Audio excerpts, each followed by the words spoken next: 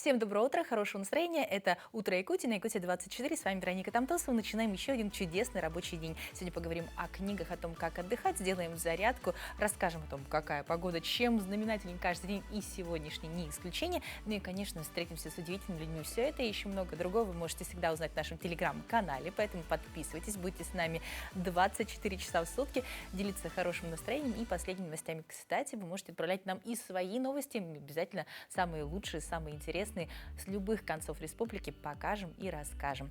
Ну, а прямо сейчас давайте узнаем, что подготовила нам погода. Итак, в центральных районах 22 градуса 31 градус тепла, в заречной группе плюс 21, плюс 31, в южной 17-24 выше 0. В Вилюйской группе 17-27 со знаком плюс, в Нижнеленских плюс 23, плюс 31, в западных 16-22 выше 0. В Колымо-Дигирской группе Улусов у нас плюс 13, плюс 25, в Янских 20-30 со знаком плюс, на северо-западе плюс 17, плюс 24 градуса. В Якутске температура воздуха в 6 утра составила 20 градусов тепла, атмосферное давление 737 миллиметров ртутного столба, ветер северный от 1 до 3 метров в секунду. Сегодня днем в Якутске солнечно, без осадков, ветер также северо-западный от 1 до 4 метров в секунду. Температура плюс 30, плюс 28 градусов, поэтому не забывайте зонты. Но не от дождя, а от солнца. Какие-нибудь панамки деткам обязательно. Ну и ловите солнечные лучи. Погода пока что прекрасная, летняя, но сколько продлится, непонятно. Ну, вообще, погода у нас непредсказуемая, и хорошо быть готовым к любым ее неожиданностям. Бесспорно, необходимым и аксессуаром этого года стал зонт, но от дождя. А как правильно его подобрать и пользоваться в соответствии с нормами этикета, узнаем прямо сейчас. Всем доброго утра, солнечного утра, хорошего настроения. Ну, а если нет, нас спасет зонтик. Да, это отличный аксессуар, и в этом сезоне он очень актуален. Они разных расцветок, конфигураций, разных фирм-изготовителей. Давайте пройдемся о том, как им правильно пользоваться. Не с точки зрения технической, а с точки зрения этикета. Ну, во-первых, вот так делать нужно. Да, в помещении зонт не открывают. Зонт открывают только выходя из помещения. Ну, повезло, зонтик автоматический. Вот, мы его складываем, входя в помещение. Если мы только что с улицы и после дождя хорошенько на улице отряхиваем и только потом входим. Вот. Как нужно носить зонтик? Ну, зонтик очень компактный в данном случае, имеет веревочку, поэтому его можно носить как сумочку на руке, либо в руке, то есть это допустимо. Прежде чем открыть зонт, необходимо смотреть по сторонам. Сейчас я открыла, знаю, что за моей спиной никого нет, а так можно задеть окружающих. Зонт необходимо выбирать по размеру. Да, то есть если мы хотим, чтобы зонтик носил кто-то из наших детишек, выбираем такие вот замечательные детские модели. И будет зонтик по размеру, будет удобно ребенку в руке его носить, он легкий, компактный, ну и, соответственно, не будет никаких проблем, чтобы он задевал окружающих. Не разговариваем по телефону под зонтом, потому что вы можете не заметить, что задеваете кого-то. Зонтик нужно держать правильно. То есть ни в коем случае под мышкой вот так зонт не носим, потому что мы можем задеть окружающих. Если речь идет о том, что зонт-трость, он примерно вот такой конфигурации, достаточно удобно, тоже хорошо складывается, но как трость его использовать не надо. Во-первых, вы повредите наконечник, во-вторых, можете кого-то задеть, поэтому стабильно мы его носим на руке, возможно, в руке, то есть каким-то образом. Как хранить зонт в помещении или на работе? Ну, чаще всего есть специальные подставки, либо для верхней одежды, либо даже для зонта. Там и храним. То есть на улице отряхнули, в помещение вошли и специальную подставку сушиться в закрытом или полуоткрытом виде поставили. Ну, то есть в данном случае закрытый вид у нас считается, когда он полностью закрыт. Это вот закрытый вид зонта трости, да, когда закреплен. Вот это вот считается полуоткрытый вид. То есть мы в таком виде можем повесить его аккуратно на вешалку, чтобы не задевать коллег, да, то есть вещи коллег, да, чтобы не капало, или поставить специальную подставку, и так он будет сушиться. В открытом виде зонт ни в коем случае сушить на работе, дома нельзя. Во-первых, он портится, то есть от натяжения, да, в мокром состоянии, ну, а во-вторых, это просто некультурно на работе. Где можно сложить и хранить зонт? Ну, если он у вас достаточно объемный и нет специальной подставки на работе, то можно аккуратно его в полуоткрытом виде положить или поставить, получается, под рабочий стол, чтобы коллегам не мешать. Если вы с кем-то столкнулись и решили под дождем побеседовать, то есть отклоняем зонтик, если дождь еще идет, и беседуем так, чтобы не мешать прохожим. Если же дождь уже почти прекратился, то лучше зонт закрыть, пообщаться и потом уже, соответственно, зонт опять открывать, чтобы человек, который с вами ведет беседу, находился либо под вашим зонтом, если это возможно, если это невозможно, то, соответственно, вы где-то нашли место, чтобы переговорить. Ни в коем случае не допускается, чтобы человек один стоял под зонтом, другой мог под дождем, и при этом необходимо вести какую-то беседу. В общем, правила очень простые. Главное – внимание к окружающим. Не забываем, что зонт – это прекрасный аксессуар к вашему образу. Вот у меня прям по цвету даже подходит, да? Замечательная трость.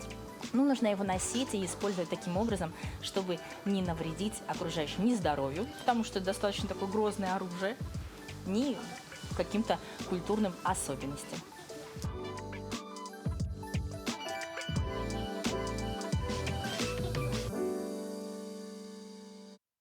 Будем надеяться, что зонтик в ближайшее время нам не понадобится, нас будет радовать солнышко. Ну, кстати, от солнца тоже такие зонты очень уместно использовать. Ну, правда, есть специальные, но если за неимением, так сказать, и чтобы не подбирать отдельно к образу какой-то зонтик светлого цвета из кружева или текстиля, можно вот тоже как альтернатива использовать зонт от дождя, как зонтик от солнца. Ну, тем более такой большой, вообще замечательно. Ну, а прямо сейчас давайте перейдем к последним новостям.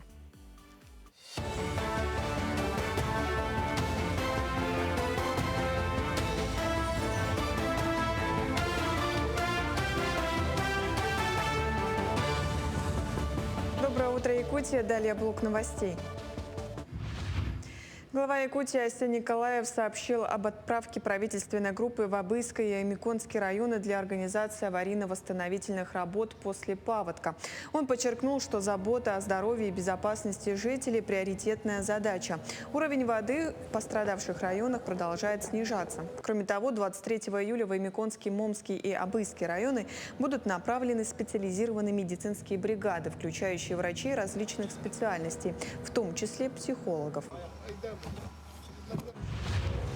Жители Якутска смогут пройти бесплатную диспансеризацию в вечернее время до 31 августа. Передвижные мобильные комплексы с современным оборудованием будут работать в разных районах города с 17:00 до 21. С понедельника по субботу прием будут вести специалисты различных профилей. Мобильные комплексы разместятся на Комсомольской площади, микрорайоне Птицефабрика и на площади Победы. Онкоскрининг можно будет пройти на Комсомольской площади с 21 июля по 2 августа. С собой необходимо иметь паспорт, полис и СНИЛС. В августе ряд категорий пенсионеров получат повышенные выплаты. Как сообщает парламентская газета, работающим пенсионерам будет произведен перерасчет страховой части пенсии, основанный на страховых взносах, уплаченных работодателем в прошлом году. Председатель комитета Госдумы по вопросам собственности Сергей Гаврилов пояснил, что это ежегодная процедура, которая проводится автоматически без необходимости подачи заявлений. Фиксированная часть пенсии останется без изменений, так как ее индексация уже была проведена в январе. Инспекторы Россельхознадзора по Амурской области в Республике Саха-Якутия проводят мониторинг численности усачей сибирского шелкопряда на территории Нурупинского района. В рамках проводимой работы инспекторы исследуют огромную территорию. Они ставят специальные ловушки с феромонами для лесных вредителей. Такой метод является наиболее эффективным для выявления численности насекомых-вредителей. Через 2 недели ловушки будут собраны и направлены на лабораторные исследования, которые точно выявят наличие вредителей на территории района. Для выявления карантинных вредителей леса используются 3 метода обследования, такие как визуальное обследование, метод модельного дерева и феромониторинг. Отобранные образцы будут направлены в лабораторию для проведения исследований, по результатам которого при выявлении карантинных объектов будет установлена карантинная зона и введен карантинный фитосанитарный режим. Жители Бердигистяха в эти дни с радостью наблюдают за строительством тротуара на улице имени Парфенова. На этом участке улицы, где построены новая школа имени Семена Данилова и 7 каменных домов по программе переселения из ветхого жилья, увеличилось движение техники и людей. Администрация Улуса Наслега, а также жители поддерживают программу и с каждым годом реализуют все новые проекты. В этом году в Бердигистяхе всего будет реализовано 5 проектов. Напомним, что в последние годы работы в Горном Улусе проведено много работ по ремонту водопроводных сетей, внутрипоселковых дорог, строительству детских площадок и благоустройству территорий населенных пунктов. Работу ведет индивидуальный предприниматель Трофимов Иван Федорович. Одним из требований является это участие граждан в виде субботников. Поэтому мы подключили здесь наших ребят. Наши ребята помогли доставке плит большегрузной техникой. Поэтому мы очень благодарны. Но это является, субботник является одним из требований конкурса.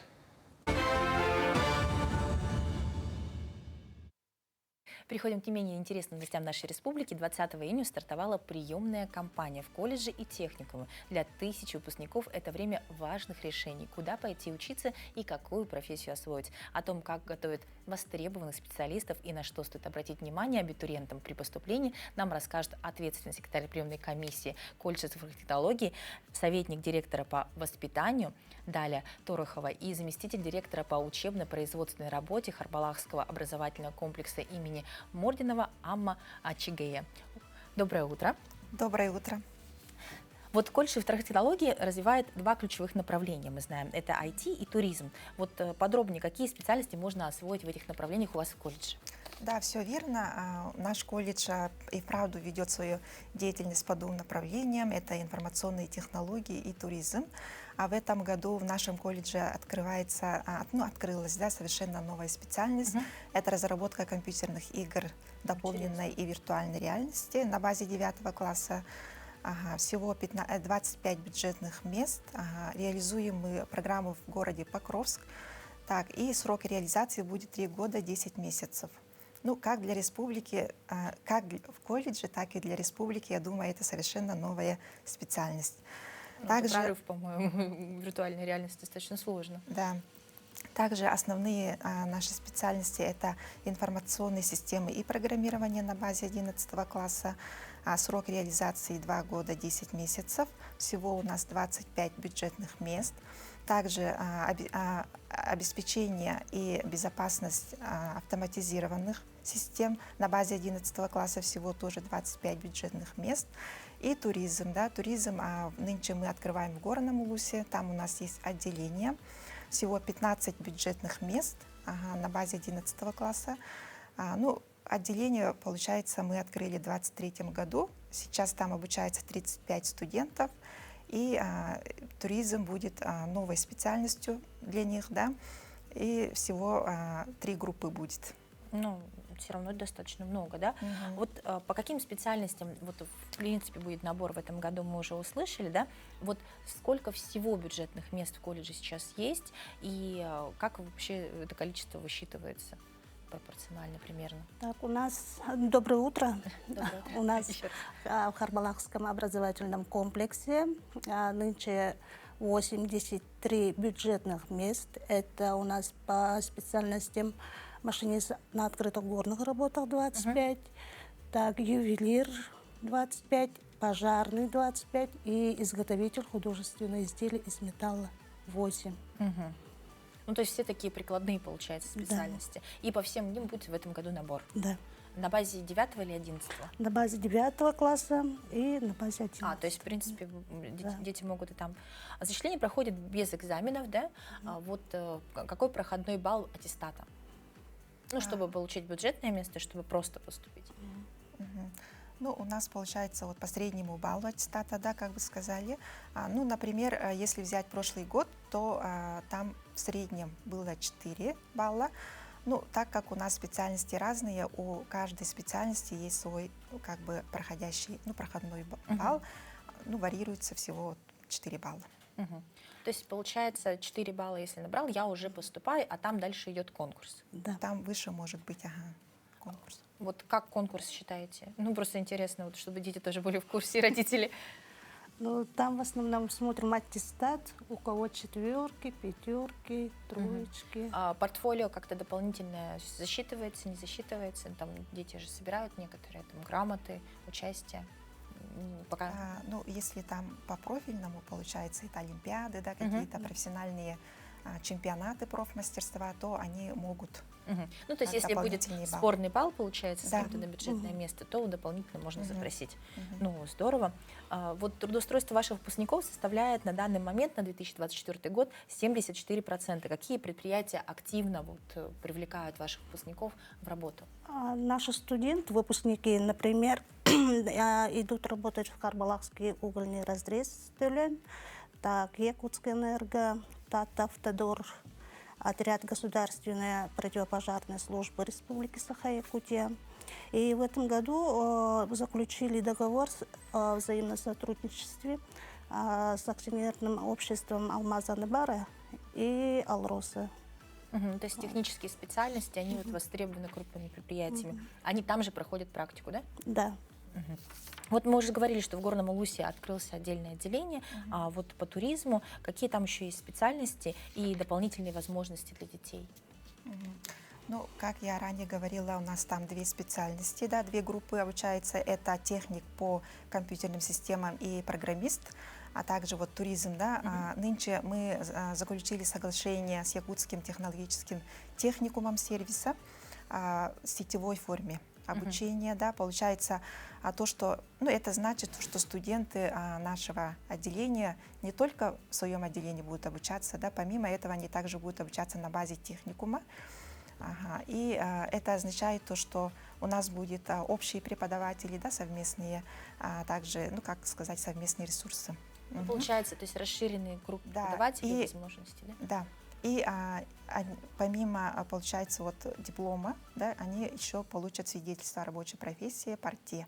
То есть это как бы администратор отеля, гостиницы. Ну, то есть при окончании у них будет не одно образование, получается, а по сути два. Для Второе трудоустройства. будет, да, рабочая профессия. Также вот еще хочется добавить, да, в рамках обучения нами, да, получается, будет реализован проект «Цифровой гид». Ну, так как у нас информационные технологии являются основным направлением, мы решили то, что этот проект будет кстати для наших студентов, да, и совместно с администрацией Горного Улуса, с управлением образования. Мы будем брать 3 локации, да, это город Якутск, Хангаласский район и Горный Улус. Ну, очень интересно, получается, такое вот всестороннее развитие детей, да, и очень большие возможности в плане освоения и новых технологий, и технических специальностей. Да. Спасибо большое, что рассказали. Где можно уточнить будет информацию? На сайте все есть подробно. Да, у нас на сайте, если сайт ITIN, также прием мы ведем через госуслуги, как и другие образовательные организации, да, через электронную почту, через Почту России и, конечно же, через личное заявление. Спасибо большое, что пришли, что рассказали. Я думаю, что многие сейчас мучаются выбором, и это очень поможет. Дорогие друзья, вот такая полезная информация поступила. Вы мотаете на ус, если вы тоже в будущем планируете поступать, или сейчас у вас возникла такая необходимость. Вот можно ознакомиться с такими специальностью, вплоть до виртуальных технологий. А вообще вы знаете, что любой день, он удивителен, и всегда есть чем гордиться. Не верите? Давайте я вам сейчас докажу. Вот, например, сегодня, 22 июля, поражает контрастами и глубиной. Здесь переплелись героическая история, научные открытия, народные традиции и современные инициативы. Вот что делает его удивительным. Сегодня День защитника неба Москвы. В ночь на 22 июля 1941 года советские войска отразили первый массированный авианалет на столицу, уничтожив 22 немецких самолета. И сегодня день приближенного числа Пи. Дата 22,7 – это 3,1428, символизирует дробное значение легендарной константы. Второй Пи-день после 14 марта. А что еще интересно произошло сегодня, узнаем в нашей постоянной рубрике. Спасибо. На календаре 22 июля. Сегодня отмечают Всемирный день мозга. По народному календарю в этот день отмечается память двух святых – священномучеников Панкратия и Кирилла. На Руси на Панкратия и Кирилла всей семьей пробовали первые огурцы. А самый первый огурец хозяйка должна была сорвать скрытно ото всех и закопать в самом потаенном уголке огорода. В таком случае и следующий год будет урожайным. День в истории. В Москве в имении графа Шереметьева открылся театр-дворец Останкино. В 1894 году в Париже стартовали первые в мире автомобильные соревнования. В этот день родились. В 1596 году Михаил Федорович Романов, русский царь, первый из династии Романовых. В 1895 году Павел Сухой, советский авиаконструктор, доктор технических наук, профессор. В 1916 Ирен Голицына, итальянский модельер. В 1946 году Борис Эйфман. В 1946 году Мирей Матье, французская певица. В 1949 году Джуна Давиташвили, советская и российская целительница, астролог. В 1951 году Олег Газманов, советский и российский эстрадный певец, композитор и поэт, народный артист России. В 1966 году Иван Охлобыстин, российский актер, сценарист, режиссер, журналист, телеведущий. Именины сегодня отмечают Александр, Андрей, Иван, Кирилл, Константин, Михаил, Федор.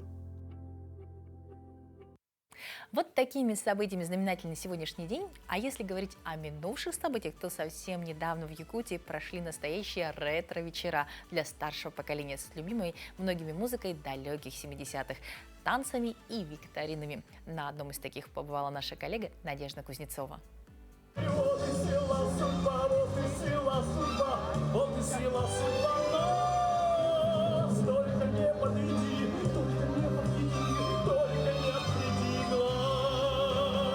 «Синяя вечность» и «Эти глаза напротив». Песни, ставшие шлягерами далеких 70-х, звучали в минувший четверг на площади Победы.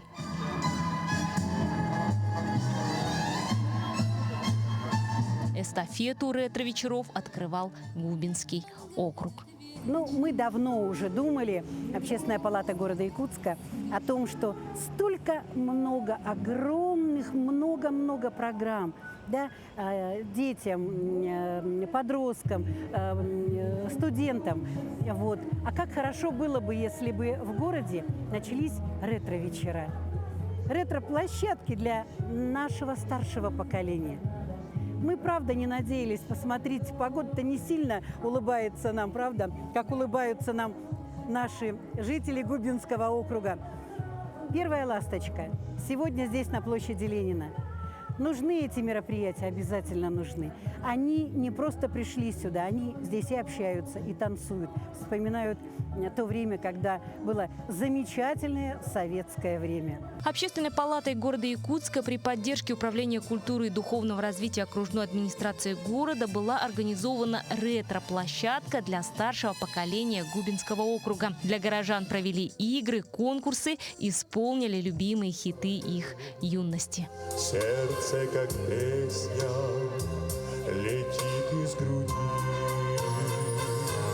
О, море, море, преданным стало, ты ненадолго подаришь прибой.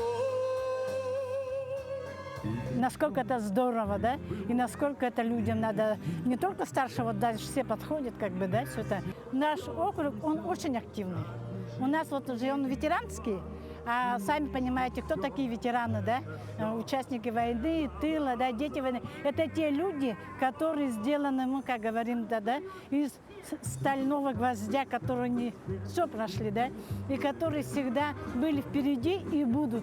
Они всегда были душой молоды, и сейчас посмотрите, как здорово, да? Горящие глаза и движения в такт говорили лучше любых слов, но мы все-таки решили узнать, что думают горожане о ретро-площадках для старшего поколения. Как вам мероприятие? Нормально, хорошо. Как считаете, надо проводить? Надо, обязательно, даже надо. Обязательно надо встряхнуть нас. Очень хорошо. Первый раз здесь вот, да, вот хорошо, прекрасно, просто прекрасно. Нравится? Да. Надо, хорошо. как считаете, надо проводить? Желательно бы каждую неделю. Для нашего поколения это супер. Молодцы, спасибо всем, кто организовал это. Начало есть, продолжение будет. Председатель Совета ветеранов Губинского округа Светлана Степанова также выразила благодарность за организованный для горожан праздник. Сегодня как раз такое время, когда солнце не печет, дождик уже не льет, и нам можно подышать свежим воздухом и заодно подвигаться, потанцевать. Вы за мной, вы видите, много наших ветеранов, пенсионеров, которые сегодня горят у них счастьем глаза, да, потому что они наконец-то вышли в люди, как бы, да, пообщаться с друзьями, прежде всего, и, значит, подвигаться, потому что выйти просто вот так вот где-то это потанцевать, это же нам негде буквально. И думаю, что это у нас будет регулярно, постоянно, стабильно, и все наши ветераны будут с удовольствием посещать такие танцы. Дискотека для нас открыта. Как и горожане, организаторы надеются сделать проведение таких ретро-вечеров регулярными. Ведь атмосфера, царящая на протяжении всего вечера, свидетельствовала: ветераны, пенсионеры и долгожители, неважно сколько им лет, все так же молоды и не стареют душой. Надежда Кузнецова, Виктор Дьячковский, Якутск.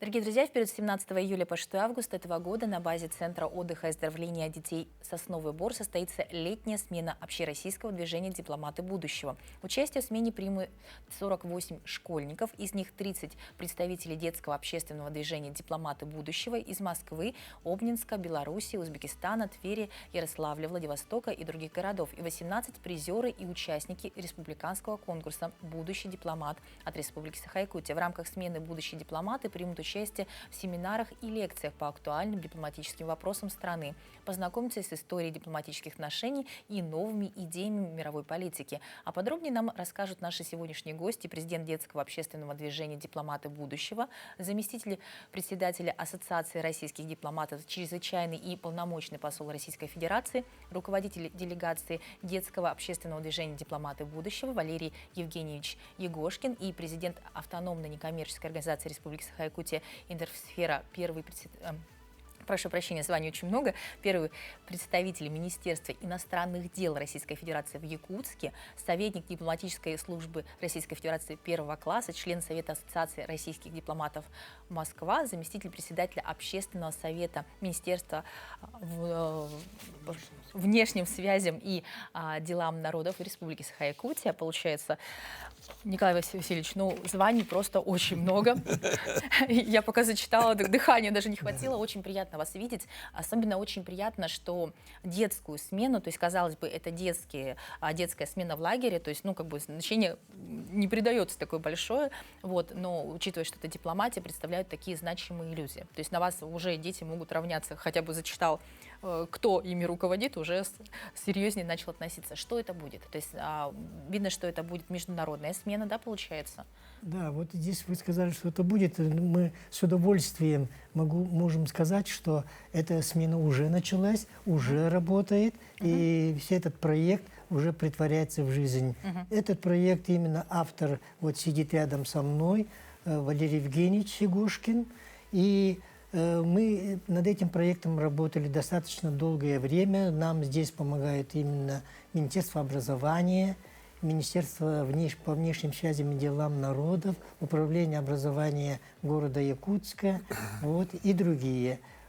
И у нас здесь собрались 30, Валерий Евгеньевич с собой привез 30 детей, юных дипломатов из Калуги, Орла, Ярославля, Обнинска, Владивостока, Бурятии и так далее, а также из Белоруссии и Узбекистана. Поэтому у нас имеется международный элемент. Так. Поэтому эти дети, плюс к ним присоединились наши 20 участников конкурса «Будущий дипломат», которые активно участвовали в республиканском конкурсе, который уже проходит в течение 19 лет в республике. И, разумеется же, мы можем уже констатировать некоторые первоначальные итоги в том, что ребята уже с собой, они уже установили контакты, и у них уже идут полноценная такая работа. Об этом может рассказать Валерий Евгеньевич.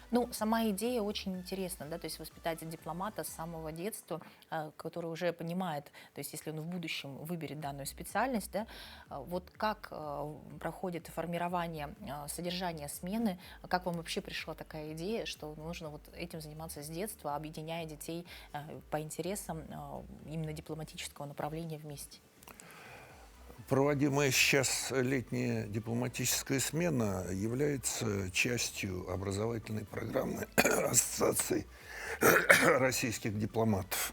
И, соответственно, наше детское общественное движение «Дипломаты будущего» является как бы элементом деятельности Ассоциации российских дипломатов на вот этом подростковом уровне. Я очень рад отметить, что у нас уже давно тесное сотрудничество с Республикой Саха-Якутия, с учетом того, что конкурс республиканский, наиболее престижный «Будущий дипломат» у вас уже скоро 20 лет как существует, и многие элементы нам интересны и важны.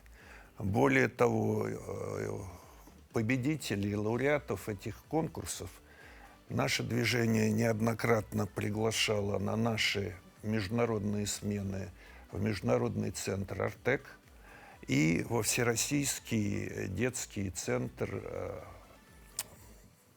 «Океан». Вот эта летняя смена, которую мы проводим, ее обсуждение длилось несколько лет уже. И по существу мы первый раз проводим нашу летнюю смену в регионе. Мы решили это сделать именно в Якутии. Ну, с одной стороны, поскольку здесь большой опыт работы с детьми, ну и с другой стороны, с учетом значимости региона, потому что будущие дипломаты, они, конечно, должны в первую очередь знать свою собственную страну. Они у нас ездят и на Камчатку, и в Калининград, и на Байкал, и в Приморский край. Знание Якутии, одного из важнейших регионов Российской Федерации, естественно, необходимо для дипломата в его будущей работе. Что касается самой идеи, то мы начинали эту идею уже как бы давно, где-то около 13 лет тому назад, с того, чтобы готовить достойную смену нынешнему поколению профессионалов с молодых ногтей. Но наше движение до такой степени расширилось, в нем уже приняли участие тысячи и тысячи детей. Наши клубы существуют от Петропавловска-Камчатского до Калининграда, от Норильска до Нальчика, и плюс у нас клубы и в Ташкенте, и в Бишкеке, и в Беларуси, и даже в Греции, и в Страсбурге. Ну, там они действуют на базе наших организаций, наших соотечественников. И наша идея – это не только готовить профессиональных дипломатов, но и готовить дипломатов по жизни, потому что быть дипломатом в любой профессии очень важно. И надо сказать, что многие наши ребята, которые занимаются, они идут дальше туда, к чему у них лежит душа. Кто-то в дальнейшем становится физиком-ядерщиком, кто-то архитектором. То есть выбирают разные профессии, но уже они получают подготовку быть дипломатами. И, в общем-то, это необходимый навык все время, да, современности. у нас это успешные, очень успешные ребята. Как сейчас можно оценить, что смена уже началась, она уже в самом разгаре, можно сказать, по датам, да? Вот впечатление ваше от реализации этого проекта впервые на базе именно Якутии? Ну, у нас это именно второй опыт, то, что мы организовывали международные. Значит, в 2017 году мы организовывали на базе Малой академии наук в Актемцах российско-китайскую дипломатическую школу для старшеклассников. И там, значит, были из Москвы ребята, из Китая и, разумеется, из республики. Поэтому вот нынешняя смена, конечно, она очень важна для всех. Мы уже видим результаты, видим уже, какие глаза у ребят, вот, как горят они. И вот и все спрашивают и так далее. Ну, иногда бывает после занятий трудно с собой Валерия Евгеньевича я сопровождаю. До того его, окружают ребята и спрашивают, и спрашивают. Некоторые даже подходят с блокнотами вот, и спрашивают. Что, Валерий Евгеньевич, уже на цитаты разобрали ваши фразы? Да. Валерий Евгеньевич, вот поделитесь, пожалуйста, опытом своим именно профессиональным. Как вы считаете, с чего вообще начать путь в дипломатическом направлении? То есть какими знаниями, качествами должен обладать не только юный, но и вообще дипломат? Ну, собственно, это одна из задач, которая перед нами стоит в ходе проведения тех занятий, которыми мы сейчас занимаемся. И не далее, как вчера, мы запустили уже, объясняем ребятам, какими качествами должен обладать дипломат, в первую очередь дипломат от нашей российской школы, потому что наша дипломатия всегда отличалась достаточной такой силой. Наши дипломаты, они владели и раньше не только европейскими, но и восточными языками, и тем наша дипломатия была сильна, тем была сильна и советская дипломатия. Поэтому ребят мы ориентируем в первую очередь на работу в Евразии, на работу с восточными соседями, с Африкой и так далее. И уже во вторую очередь с Европой, с США. И мы оказались правы. Мы начали с этого, обстановка складывается так, как она складывается. И надо сказать, что наша смена получила очень теплое послание от официального представителя Министерства иностранных дел, директора Департамента информации и печати Марии Захаровой, которая очень поддерживает наше движение и каждый раз уделяет нашим ребятам большое внимание, в том числе и принимает у себя в министерстве. В том числе и якутские ребята у нас бывали и оставили очень-очень хорошие о себе впечатления. Что касается качеств, то в первую очередь это качество знания собственной страны, национальных интересов своей страны. И дипломат, если это профессиональный дипломат, карьерный дипломат, это тот же, он на службе, тот же воин, но защищает интересы своей собственной страны, о чем я и вчера рассказывал ребятам, буду продолжать сегодня. Поэтому мы и приехали, и привезли ребят в Якутию, чтобы они знали хорошо страну, понимали, насколько наша страна велика, насколько разнообразные ее и интересы, и чтобы они в своей работе, если они станут профессионалами, это все учитывали. Естественно, дипломат должен быть надежным, дипломат должен великолепно владеть русским языком, потому что для дипломата знание родного языка – это даже важнее, чем знание иностранных языков, потому что ты должен уметь докладывать обстановку, причем кратко. Мы ребят приучаем к тому, что каждый дипломат, он и журналист тоже. И даже больше, если не каждый журналист может быть дипломатом, то каждый дипломат обязан профессионально уметь писать какие-то статьи. И ребята у нас сотрудничают. У нас, кстати говоря, проводятся и медиафорумы, в том числе и с вашими коллегами из московского телевидения. В прошлом году мы проводили в Петербурге, в этом году планируется наш форум в Великом Новгороде. И там тоже ребята будут, дипломаты, приобщаться к профессии журналистов, и именно тележурналистов. Поэтому дипломат – это личность творческая, разносторонняя, который должен многое или почти все знать, уметь налаживать хорошие отношения, уметь блестяще говорить на разных языках, и в то же время знать и любить ту страну, которой он занимается, культуру той страны, уметь найти себя даже в самой, казалось бы, черной дыре, потому что мы объясняем ребятам, что черных дыр не бывает. В любой Африке профессиональный дипломат найдет огромное количество и контактов, с кем ему будет интересно общаться, в том числе из числа местных. много интересных как бы материалов, которые неизвестны, заниматься и научной работой, и исследовательской работой. Поэтому вот к этому как бы мы и стараемся приучить. Естественно, всех качеств невозможно сейчас рассказать, но детям мы стараемся. Спасибо большое, очень подробный рассказ. Ну, на самом деле, в нашем формате подробно, а так можно, конечно, слушать вас часами. Огромное спасибо, что такой высокий уровень оказывается нашим детям. Мы очень благодарны. Я думаю, что и те, кто участвует из Якутии, оценили значимость проекта, да, и, безусловно, наши гости оценили то, что республика удивительна, многогранна, и жители тоже есть чем поделиться. Приходите обязательно еще с итогами смены, ну и, конечно, надеюсь, что нашим ребятам стало интересно. Вы тоже обратите внимание, что есть и такое направление. Сегодня мы с вами много говорим об образовании. Ну, а прямо сейчас давайте, если вы еще не проснулись, просыпаться вместе с нами. Доброе утро. Все, спасибо. Меня зовут Баяна Дагдай, я руководитель студии Арылды. Сегодня мы будем делать дыхательную гимнастику, которая снимает зажимы и блоки.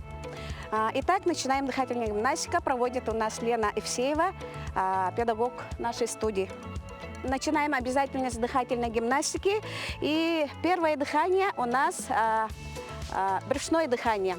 Носом берем вдох в живот и потом плавно выдыхаем. Вот. Дышим глубоко, расслабляемся. И очень хорошо снимает, когда мы закрываем глаза. При вдохе плечо не поднимается у нас.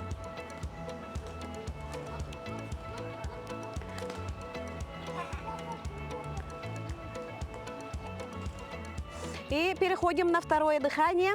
У нас второе дыхание перерывистое. Тоже дышим животом, брюшное дыхание. Вдох и фиксируем, да? Вдох и выдох фиксируем.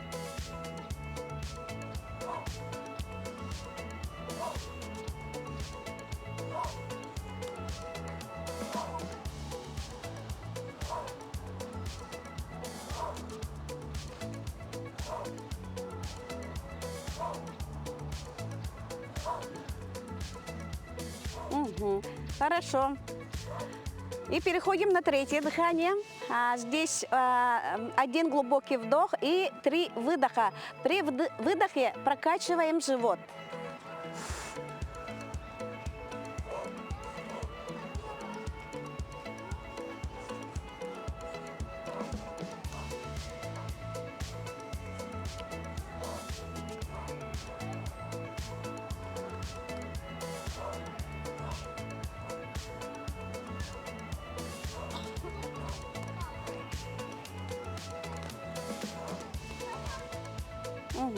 И переходим на четвертое дыхание.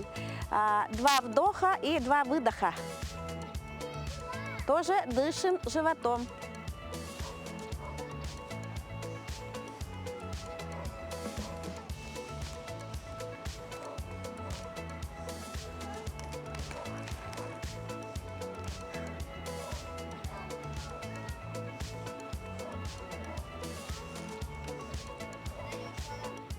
И вот так начинаем мы каждое утро наш день.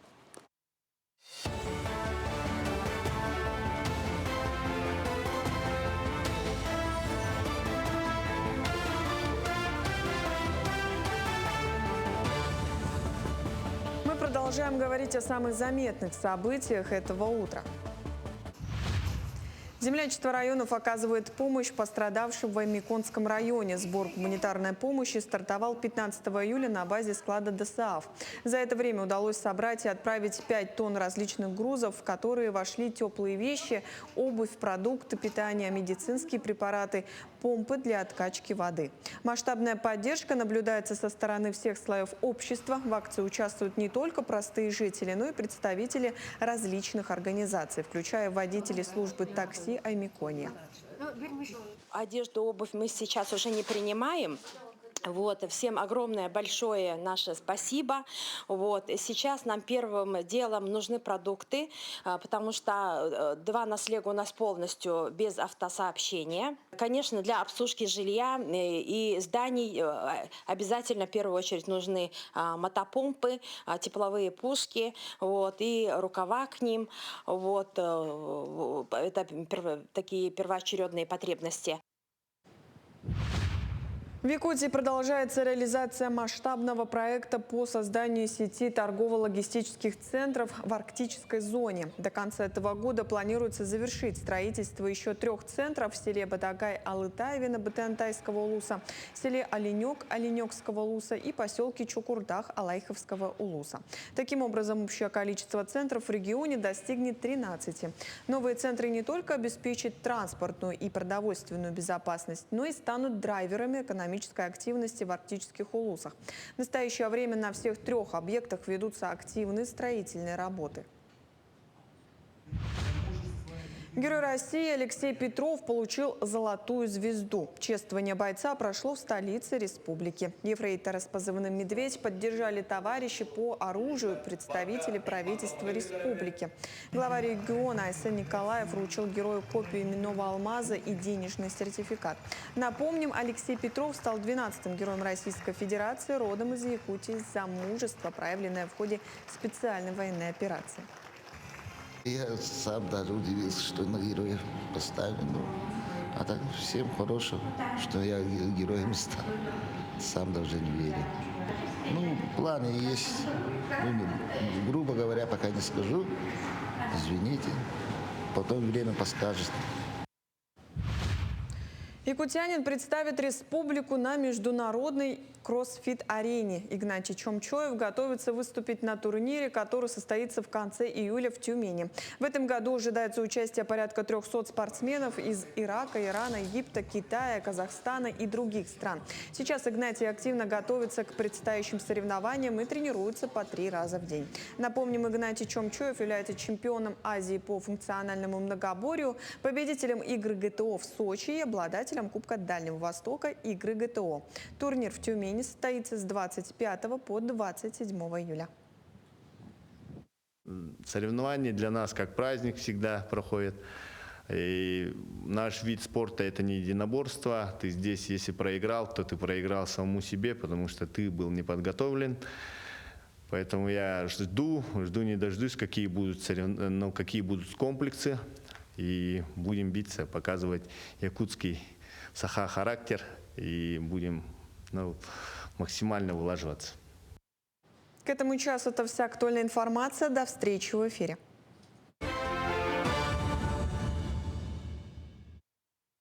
Дорогие друзья, мы продолжаем тему интересных событий. Совсем недавно в Москве взяла свое начало первая национальная премия «Страну меняют люди». 1000 лауреатов получили свою награду за вклад в развитие и поддержку национальных целей. Люди, создающие проекты с ощутимым социальным эффектом, это улучшающие качество услуг, поддерживающие здоровье и развитие, помогающие предпринимателям, развивающие креативную экономику. Они укрепляют технологическую независимость страны, готовят специалистов для будущего и заботятся об экологии и устойчивости развития. Одним словом, настоящие герои нашего времени. И сегодня у нас в гостях обладательница этой премии, основатель якутского бренда «Иники», модельер Изабелла Дардосова.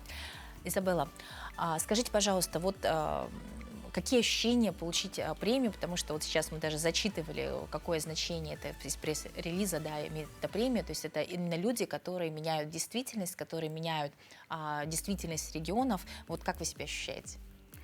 Ну, для меня это был, конечно, шок. Я в первое время не поверила, как это могли меня пригласить. Но когда приехала в Москву, прилетела, и мне вручили, я поняла, что за все эти годы наши старания не напрасны. Вот. И для меня это как гордость. Ну, мы знаем, что вы достаточно давно развиваете якутский бренд, и что он уже достиг международного, по-моему, уровня даже, да? Вот расскажите, то есть не всем, наверное, понятно, вот как вообще хватает сил, эмоций, чтобы развивать вот такое специфическое направление на международном, тем более, уровне. 3 года назад основала бренд, и первые мои коллекции были, просто вот создала коллекцию и показала как бы на показе. И в первый раз все разобрали у меня. И тогда я поняла, что это то, чем мне нужно заниматься. И на следующий год меня пригласили на Московскую неделю моды. И с тех пор меня стали приглашать на различные международные показы. Мы успели уже участвовать на мировой неделе моды в Шанхае. И недавно участвовали еще в Валенсии, в Испании. И еще вот недавно, вот 3 июля у нас был показ в Даляне. Ну, то есть уже вы, можно сказать, международный признанный модельер. Как это отражается на тех коллекциях, которые реализуются вот для людей в России, в Якутии? Я думаю, что это я развиваю новое направление. То есть якутская культура еще не тронута, как бы сказать, в мировой арене фэшн-индустрии. И для международных показов это, конечно, что-то новое, какой-то эксклюзив. И какой-то всегда интерес есть. И я думаю, что я... Через моду вы привлекаете внимание именно к Якутии, получается. Да. Как вы выбрали в свое время именно это направление деятельности? Что стало ключевым для вас, как для творческого человека? С самого детства я всегда рисовала, я очень любила моду, и мои родители, моя бабушка, мама шили, и на примере этого я тоже здесь и говорила, что я буду шить. То есть все идет из семьи? Да. Что бы вы предложили для тех, кто только начинает свой путь в модной индустрии, чтобы когда-нибудь, возможно, достичь такого признания? Главное действовать, никогда не сдаваться. Бывает, конечно, это очень тяжело сейчас в наше время создавать бренд и поддерживать его. Мы держимся еще 3 года. И главное никогда не сдаваться. Какие-нибудь препятствия будут, все равно есть выходы всегда. Спасибо большое за такой совет. У нас, к сожалению, очень мало времени. Вот быстренько показать, как выглядит эта премия, насколько это ценно и потрясающе вообще. Дорогие телезрители, с вами делимся этим впечатлением. Я просто увидела вживую. Мы вас еще раз поздравляем, желаем вам дальнейшего творческого развития. И, конечно, я уверена, что ваши слова вызовут интерес и у жителей Якутии еще раз посмотреть, насколько мы уникальны. Дорогие друзья, всем хорошего утра. Вот такое у нас образовательное утро во всех направлениях, в том числе заканчиваем модной индустрии, какие у нас удивительные люди нас окружают и живут. И желаем вам таких же успехов, достижений, свершений в жизни.